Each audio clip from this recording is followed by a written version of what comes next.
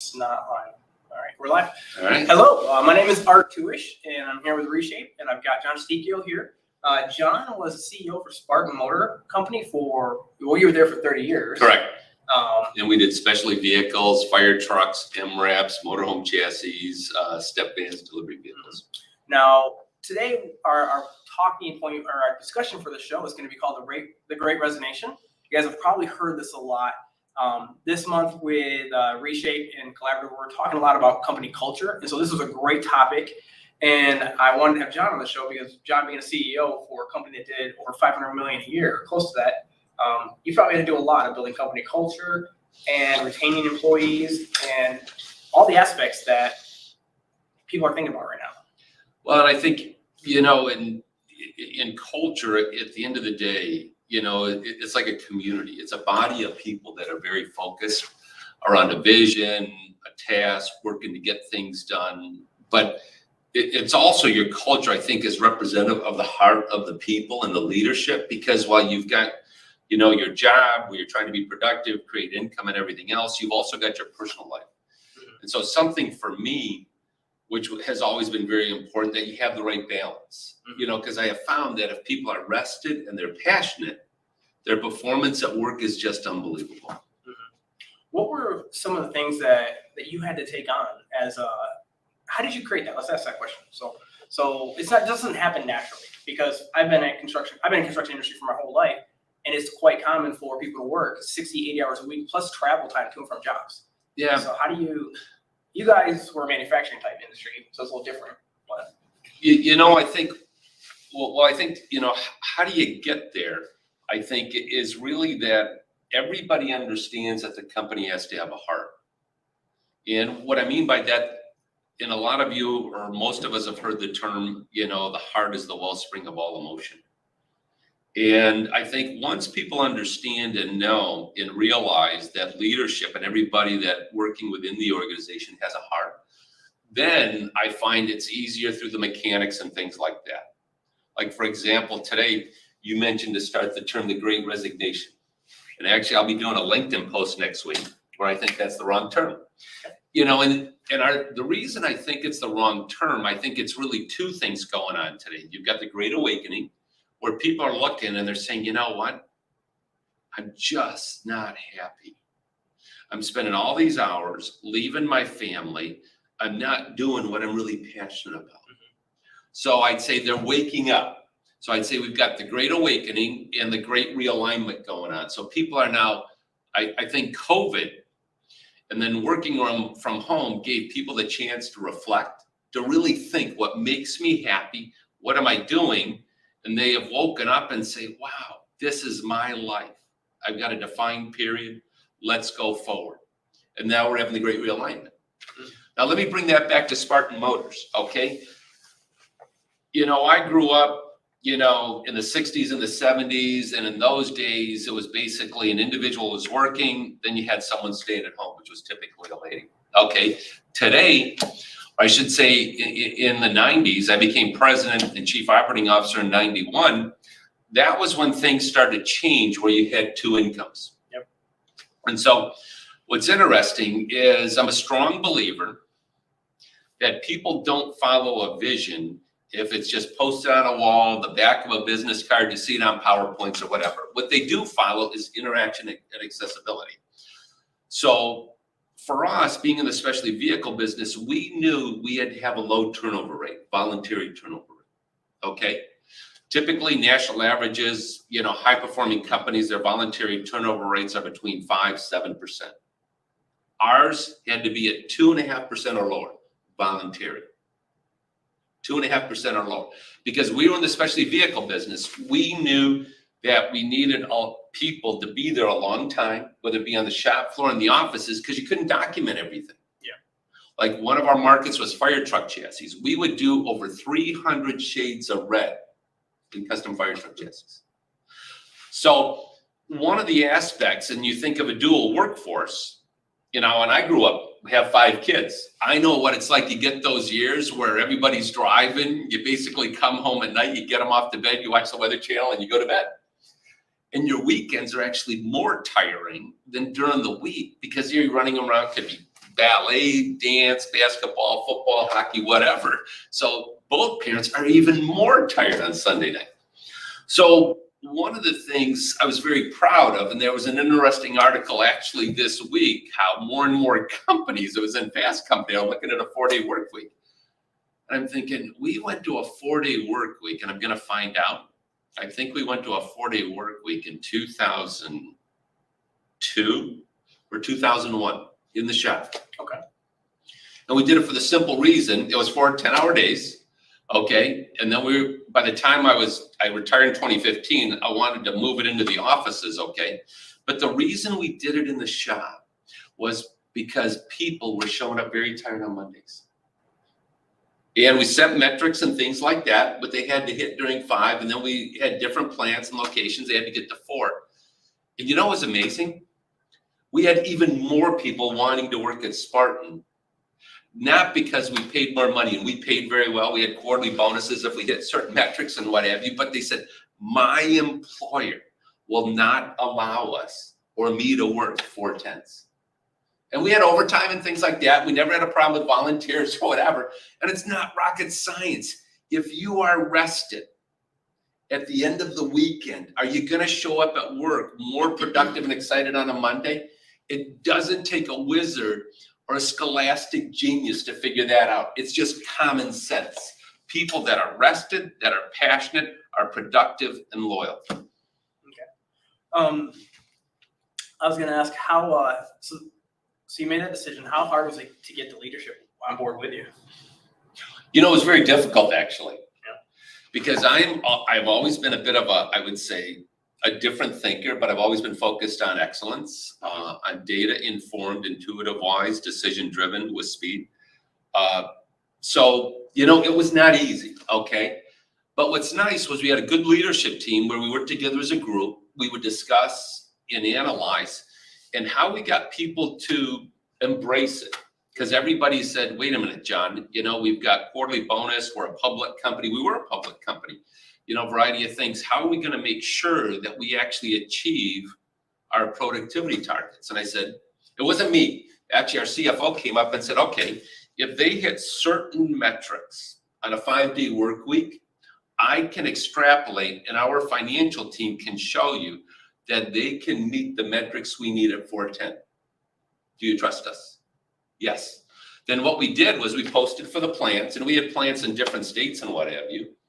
And when that plant hit metrics over a 5-day work week, then they could roll over to 4 10s. And what's interesting in Charlotte, not everybody came over because we had 5 different facilities all at the same time.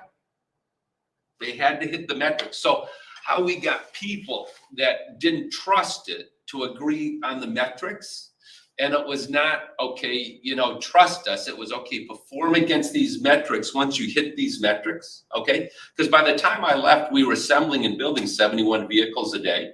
And that's a lot, you know, for 1,700 people, okay? That's how we got people to embrace it that didn't trust it. Okay, if we perform, demonstrate performance, if we do that, will you then trust to allow that plant to go over? Yes, if they demonstrate that performance, I will accept it. Let me ask you this. For example, when I was working 60, 70 hours a week, you know, for me, what I was doing, I absolutely loved. I loved doing it. In fact, my wife would always be like, can you stop working?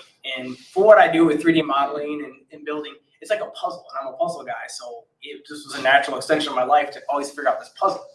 And I didn't realize how much I was taken away from family. And so John and I were talking before this. One of the things that when I started Collaborative, my wife challenged me, this business cannot be more important than our family. And so she challenged me to lead with that. And so as we started this culture here at Collaborative, that was the thing. And one of the things I did was I promised my wife and my kids, we have 5 kids, which is ironic. You had 5 kids, right? Yep. You know, so yeah, 3 biological, 2 adopted. Keep going. So one of my things I did was when the kids were in school, I was going to be home before they got off the bus. So that meant I had to be home before 3:30. Yeah. So I had to pack up here at 3. During the summertime, my wife's a stay-at-home mom. She's home with all 5 kids, which is insane for any woman to handle.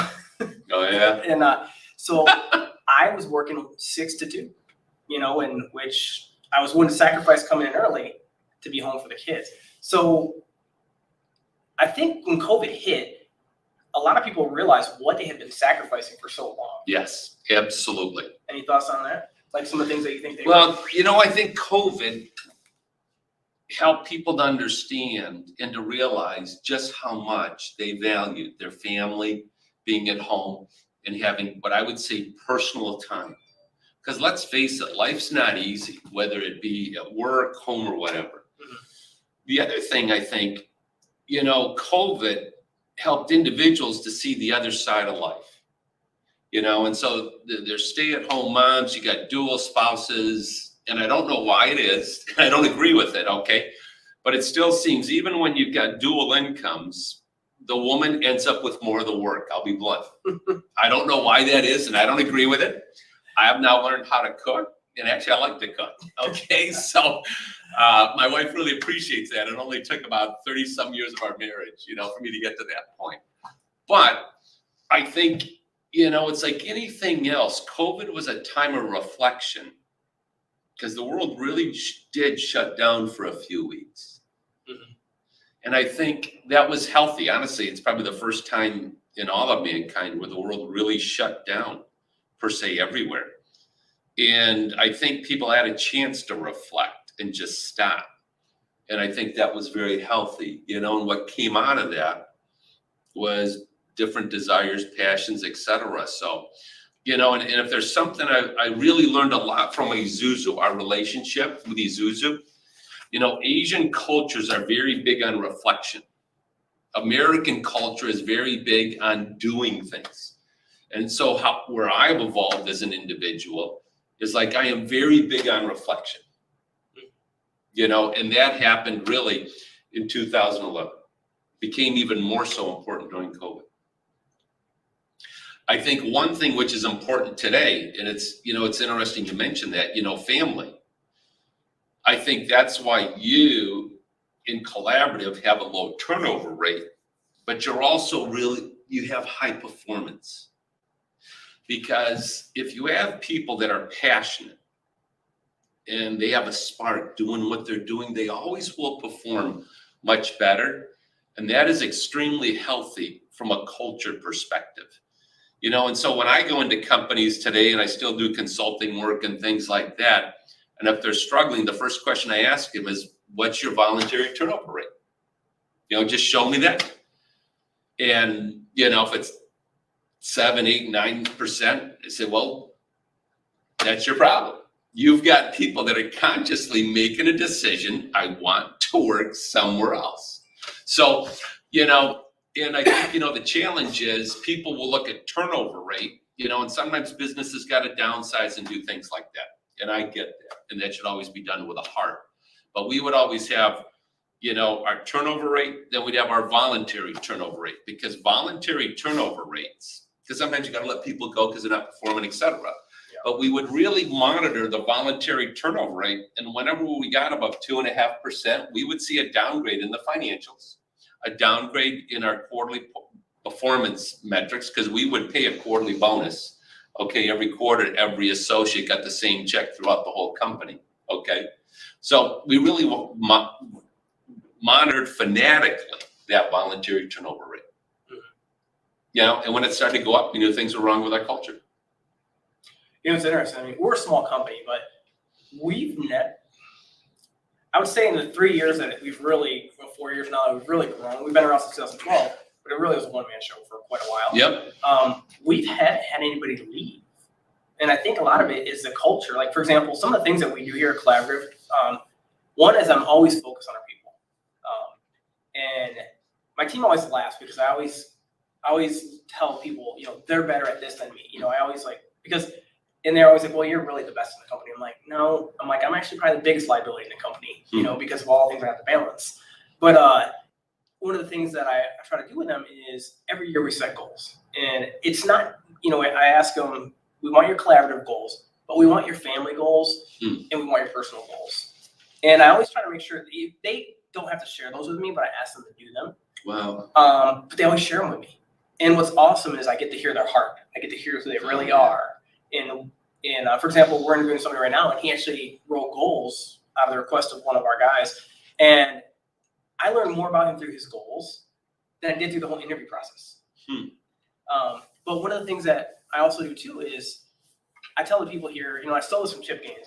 I'm a master of stealing things from other people and applying them here, No, that's smart. That's smart. And there's like 7 billion plus people on the planet, so there's wisdom everywhere. But one of the things that I love that Chip Gaines said, and I live by this now, is I want to take the people as high as I can while they're with me. And I always encourage them, I want you to dream bigger than collaborative. Important. If you spend 30 years of your life and you're only focused on collaborative, I think I failed as a leader to invest in them as an individual. That's a good way to look at it. And I always tell them too, one of the people we were interviewing, I said, if you left in 5 or 10 years to chase your dream, I'd actually be happier because I helped you dream bigger. But I think, and I will say this, Art, and I'm sorry if I interrupt right there, but I think if there's something people forget is to show other people you care. Okay? I mean, probably the best leadership book I've ever read, and I'm actually on the 5th time reading this same book by Bob Goff. It's called Everybody Always. And basically, it's unexpected love in a difficult world with challenging people. But one of the things, like I did at Spartan, is to ensure that I had a touch with everybody. And eventually my office moved, but I put my office right next to where everybody had to come in, either to get upstairs into the office or clock in the plant. So people could come into my office at any time. It also allowed me to walk amongst the plant and other people whenever I want. I'm very big on accessibility. Yeah. Okay. Something I did at Spartan and I still practice today, like before I came over here, I stopped at our small office, dropped something off, and I complimented, one of our workers, Tim Gerber, one of the members of the team. Okay. And, something I started to do at Spartan was every Friday, I had to tell 20 people how special they were. 20 people mechanically. I had to send them an email. Then I started to send them a text. I'd make a phone call, or I'd shake their hands in the plant. And it wasn't just necessarily people within Spartan, okay? But I had to tell 20 people every Friday that they were great because I wanted to send them off into the weekend with a great attitude, Then went to 410s, then I started to do that on Thursdays, okay? From that end, because what's interesting is, and I'm just going to share a story, I had to put myself through college, and I played hockey at Michigan State, but I also bartended at Dooley's in East Lansing, okay? I had a tremendous boss, Dave Van Hout. And I was 18, didn't know nothing about bartending or anything like that. I was still in my senior year at high school in East Lansing, but when I came in, he said, John, because minimum wage was $3.25 an hour. And he said, you will make $20 an hour plus here if you do one thing. And what's that? He said, it has nothing to do with making a good drink or pouring a great beer. Because honestly, we had terrible beer and lousy alcohol. Okay? It was a college bar. All right? But he said, just make the individual smile and let them know that they are important to you. And he said something to me. He said, you have 3 to 5 seconds to make someone smile to let them know that they are important to you. And in 1975 through 79, even 10 bar during the season, okay, I averaged over $20 an hour in tips in a college. Yeah. Because I had to make a connection quickly. I had to have very good eye-to-eye contact. And I had to indicate to them that they were special, that they were important. And one thing he said to me, he said, John, you would be amazed at how many people go through the day, they don't smile, and no one cares about it. And then you look at the suicide rates today, the issues with loneliness, depression, and everything like that. One of the things when people look at culture, and especially in larger corporations and even small ones, look at your health insurance and how much is being spent on prescriptions around medications related to depression, family issues, things like that. The numbers are astounding. Look at friend of the court payments that are going through and being deducted from your payroll. That's a reflection of issues, because when people have family issues at home, it affects them at work, which affects their productivity. I didn't even know what friend of the court payments were till, honestly, I was so upset at what our warranty payments were. I said, everybody in leadership is going to start to look at a check run once a week. Yeah. And I had to go into HR. What are these friend of court payments? Oh, John, Are you serious? They said, John, you have no idea how tough it is for a lot of families. Mm-hmm. I don't know if that gives you some clarity, but, I think even today, people lose sight of the simple fact of making someone smile, know they care. Mm-hmm. And I'll just share one thing I learned from my wife today. There's a lot of labor shortages, where people are looking for work. Well, my wife, and it was her idea, Joni, and now I copy her. Once a week, each one of us give $20 to someone who's working, and we just say, thank you for working. We're fortunate enough, so each one of us can spend $8 a week, but it doesn't have to be $20. It could be $1. It could be $5, where you just say, thank you for working. We just do this to random people. Random people. You would not believe, I had one, it was an elderly lady, and I mean, she was probably over 75 at McDonald's. I was getting some chicken McNuggets, for my grandkids. She started to cry right there. I said, this is for you. She started to cry. She said, you have no idea how important. She said, because actually I'm short on money, and this $20, I know exactly where it's going to go. Then I started to cry. I'm going to cry right now. So we've had a lot of good discussions about, good things. What about the companies that are watching this? Like, what advice do we give them? I mean, this isn't easy to just turn around and do on a dime, Actually, I disagree, Art. It is easy to turn around on a dime. But it takes an individual and a group of individuals that are fanatical. Mm-hmm. If you sense, and I think you should always sense that there's concerns with the culture, because I perceive labor will become more difficult, not better. Okay. Mm-hmm. Part of it is an aging population. Part of it is a lower birth rate. Part of it is you've got a lot more and more people that are finding out they can develop a great life and great, what I would say, income by working at home, etc. But I think it can be changed on the dime. The moment leadership starts to show others they care and they are important to them, that they get out and they're interactive, that they get out, that they are accessible. I will say this, I talk to a lot of CEOs, I talk to a lot of leadership teams, and I just say, show me your calendar, because I'm interactive. And it's not that they have problems. I'll look at them, I say, so how much time are you giving yourself? All I see is our meetings every day. When do you think? Well, actually, I'm thinking at home, I use this time at home. Okay, so you've got 3 kids and a wife. How's that working out? Well, actually, John, it's not. Then we get into a deeper discussion. So I think it can be, switched on a dime, because the moment people see a change in leadership, that they're accessible and they care, just like you talk, and you're sharing with people, hey, if you're going to leave, at 5-7 years, do your own thing, that's awesome. Like when you shared that you wanted to be home, when your kids got off the school bus, that happens right then and there, that day, that sends shockwaves through the company, whether it be big or small, So I'm of the opposite belief. I believe you can change cultures in a dime, more easier today than what it was, honestly, 20 or 30 years ago. Because when you as a leader would go meet someone today and you do something radically different, which shows you care, you got a heart, you're caring about a person's personal life or whatever, what's going to happen? Somebody's going to say something on this cell phone and they're going to send it to someone else. And it's going to go viral within that company fast. And it's going to go outside that company fast. So the good and bad news is good things travel faster because of this thing. Yep. Bad things travel faster because of that phone. What was interesting for me was when I was working, for another company, I didn't hear my kids and I didn't hear my wife's concerns like I thought I did. It was after I made the change to move that the kids got a little bolder, because we drive by the company I used to work for from time to time, and my kids are always like, yeah, remember when you used to work there? I'm like, yeah. And they're like, we didn't like it. And I had to stop and ask them, I'm like, why why didn't you like it? You know, that was a good company. That was a good job. Yeah. You know, they helped set me up for where we're at now.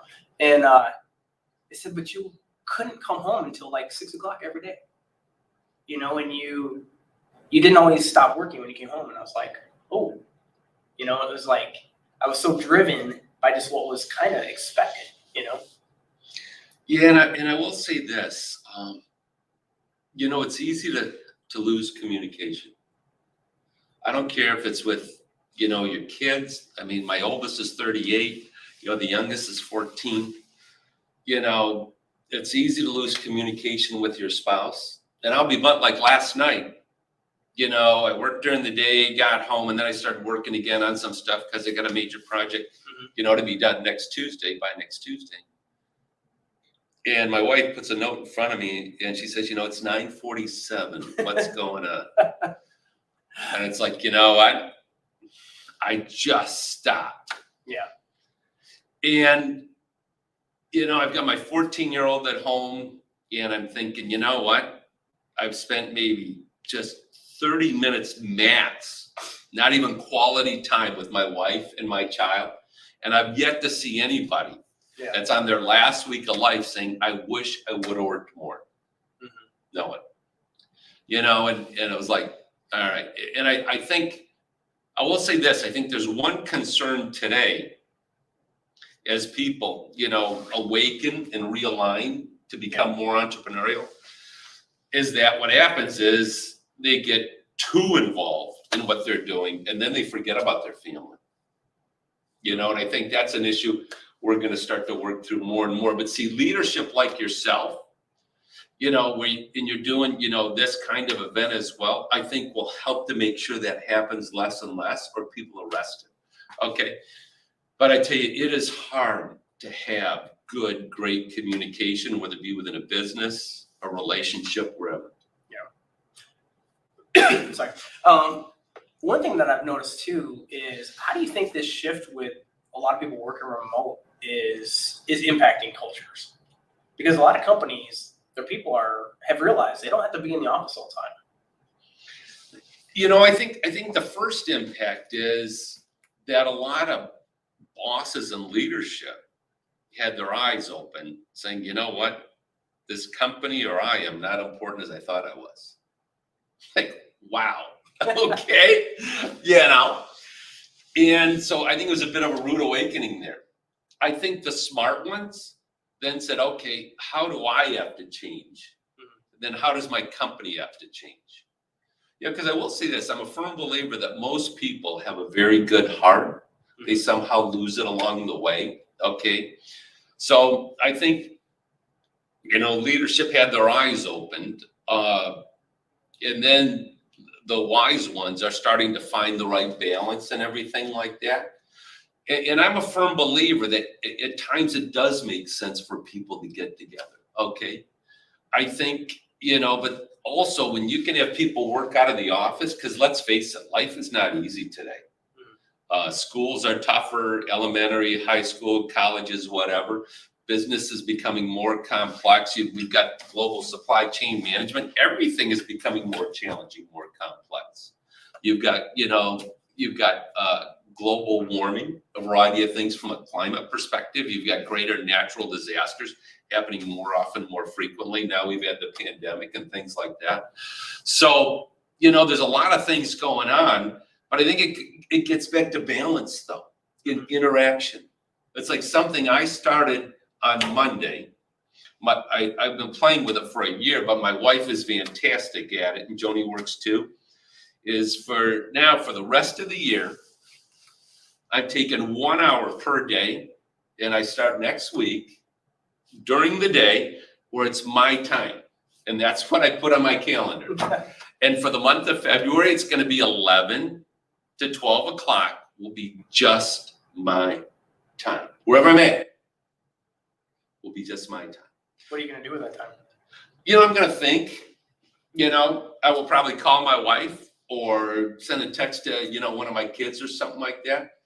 I'll do something to relax, you know, just maybe I'll listen to a podcast for 5 or 10 minutes or some music or something like that. I know I'll do something around work, you know, But, you know, it's just going to be my time. Because what we do is we have a tendency to fill up our schedule. And then what happens is then we try to catch up mentally on all this stuff at home. And that's how you end up with 60, 70, 80 hours a week in burnout. Yeah. You know, you book too many meetings during the day and you give yourself no time to think.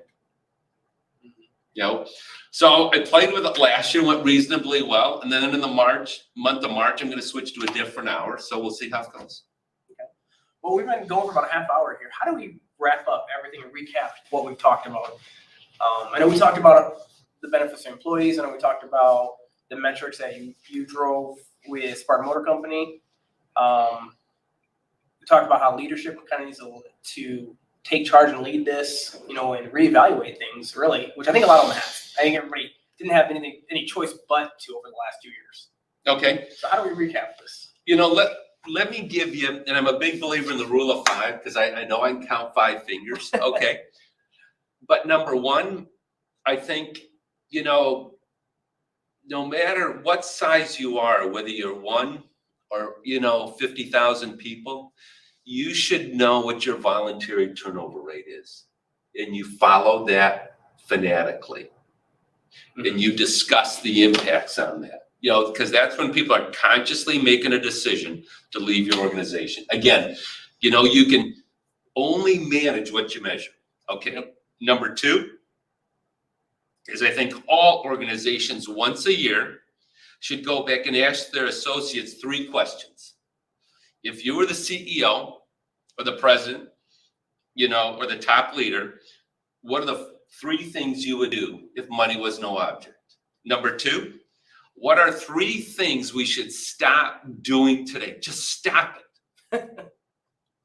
What are 3 things we should start doing? Just those 3 questions. The wisdom and insight from that is unbelievable.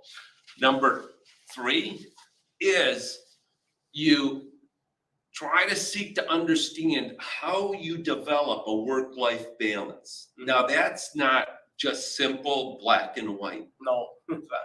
You know, but I think that's got to be key within every culture today.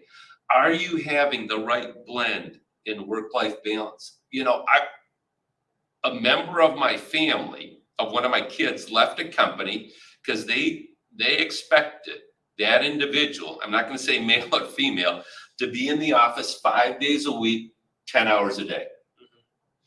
She left to go to a company that allows her to work 2 days at home, 3 days in the office. And again, this is a 6-figure job, very high up. But she said, you know what? I've got 3 kids, 4, 2, and 3 months. Okay. Yeah. All right.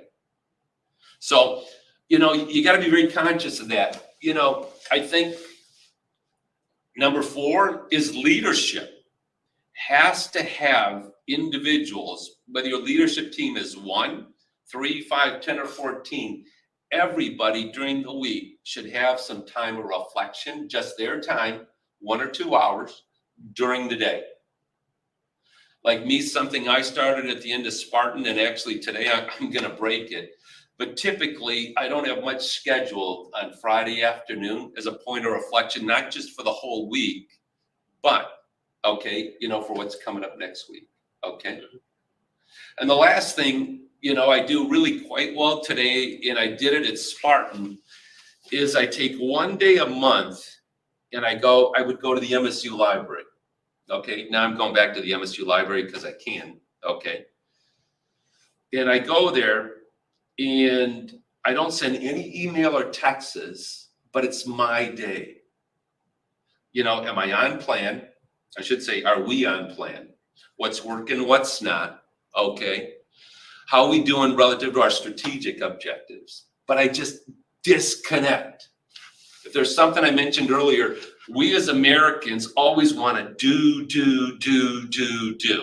We do at work, we do at home. Before you know it, we're burned out. And then productivity falls at home, or I should say relationships crumble at home, get dysfunctional marriages and family, and productivity falls at work as you become dysfunctional at work. Because we're always doing. Again, something I really learned from Isuzu and the Asian cultures is the importance of reflection and showing you care, you know. And it's amazing when people see you have a heart. Wow. And again, I think most people have an awesome heart. The problem is they're doing too much. And believe me, I have been on that treadmill before, and it is not a good treadmill. Well, John, thank you very much. I know I've got a lot of notes that I'm going to write down after this. So this has been helpful for me. Hopefully it's been helpful for you guys as well. I think, John, your current business that you guys are doing right now, Created to See, you've got some really cool stuff there, and I know we're short on time, but it's definitely worth taking a look at what they're doing. I mean, I know you guys are working on No Dirty Earth, the water systems. I know you're talking about your wife is working on a water bottle that's recyclable within. Yep. So a lot of cool things they're doing. I'm always intrigued by entrepreneurs and people that, like, what was the tagline? You had it in your office. Make it happen. Yep. Just make it. Those are the only 3 things we have on the wall in our conference room is make it happen. Mm-hmm. And so I love your guys' audacity to dream. What could we make? Let's make it happen. That's exactly it. All right. Well, thank you, John. And thank you guys for tuning in. Thank you very much.